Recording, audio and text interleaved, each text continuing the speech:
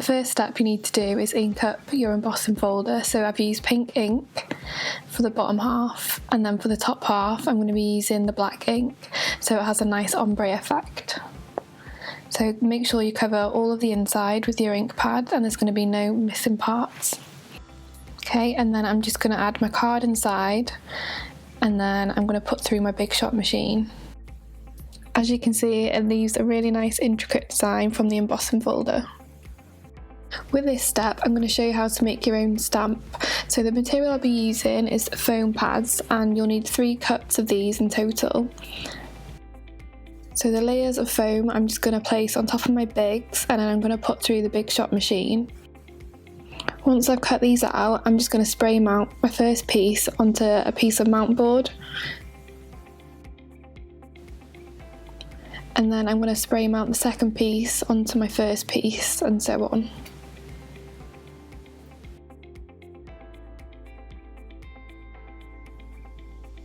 Once I've created my stamp, I'm just going to add my ink on to the stamp. So make sure all the ink is covered evenly onto the stamp so you get a clear stamp effect on your material. Again, adding more ink on and then stamping. So you can repeat this technique a few times and it'll create a really nice pattern.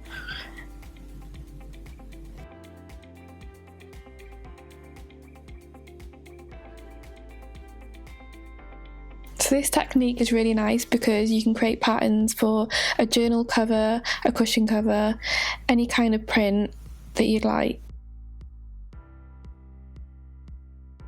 The third technique, I'm going to be using a Thinlit and some stencil film.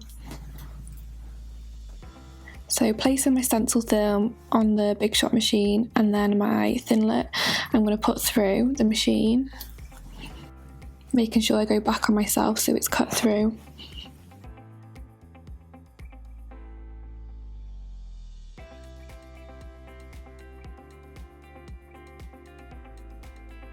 I'm going to place the stencil film onto the material, and then using some washi tape I'm just going to secure in place. This is so it doesn't move around when I'm stamping on top. So the colour that I've chosen to use is coral, and I'm just going to place that onto my mat, and you'll need a sponge for this part. So all I'm going to do is dip my sponge into the paint, and then carefully, using a thin layer, I'm going to apply on top. So make sure you don't get a thick layer, otherwise the design won't show through. And any parts that seem a bit blotchy, just go over again.